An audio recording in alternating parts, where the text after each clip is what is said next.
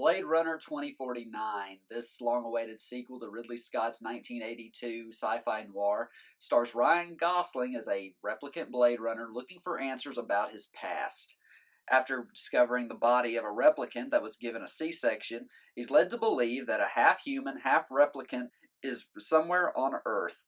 As he uncovers more clues about the hybrid's whereabouts, he begins to suspect that he is the first replicant to be born, which he keeps secret from his superiors, as they're wanting him to kill the replicant as soon as he finds it. Blade Runner 2049 has plenty of twists and turns packed into it, and what comes out of it is a stylish sci-fi mystery about identity.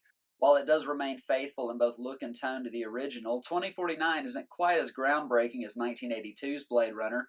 Director Denis Villeneuve certainly admires Ridley Scott's masterwork, but I never found his sequel to be as impactful as I would have hoped. A bit of a problem that I had with 2049 is that it's just a little too long. The original Blade Runner wasn't even 2 hours, while this one is over 2.5. That left me a little antsy as it began winding down, and a little tired when it was over. In spite of this, Blade Runner 2049 is a cinematic marvel that should be seen whether you're a fan of the original or not, especially considering how many bad science fiction sequels get cranked out all the time. Although it's not a great epic, it's a good one that excellently expands on the Blade Runner universe. The next movie on my list is Patti Cakes. Australian newcomer Danielle McDonald plays Patricia Dombowski, aka Patti Cakes, aka Killa P, a small-town New Jersey girl with big dreams. She has the drive and talent to be a famous rapper, but negativity that others around her emit is the only thing that's holding her back. Boys in town mock Patti for her weight, while her former rock star mother, played by Bridget Everett, insists she isn't musically talented.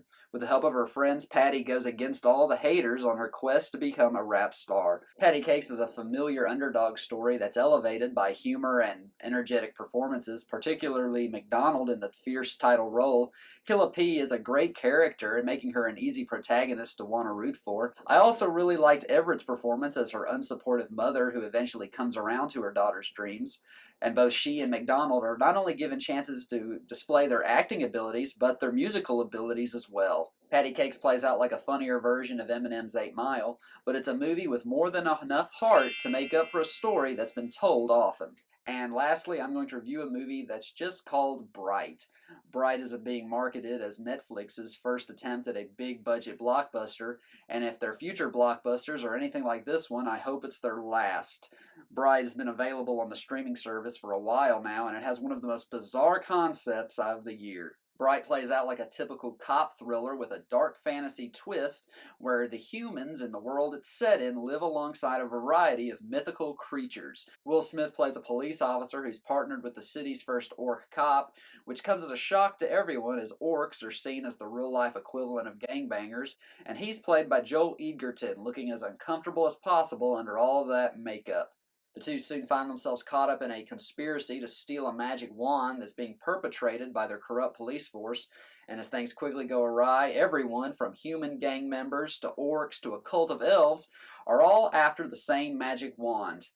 I'm not making this shit up.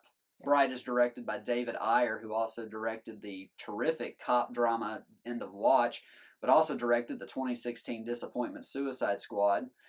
Bright brings together several of Ayer's favorite characteristics, from the urban setting to the morally bankrupt characters as well as grungy visuals, but all these things fester in a movie that just doesn't work. The script by Max Landis bears an interesting premise, attempting to be something satirical and original, as it combines together corrupt cop and fantasy elements to say something relevant about police violence and racism, but it all just comes off as ham-fisted, so much so that it makes the vastly overrated Crash look subtle. Bright has been largely disliked since popping up on Netflix.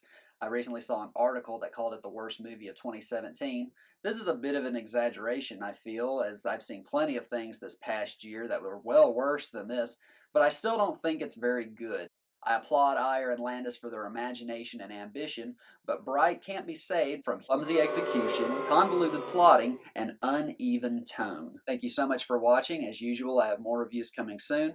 Till next time, I'm Logan D. McCoy, and this is Real McCoy Reviews. Some days I can't get out of my head. That's just the thought.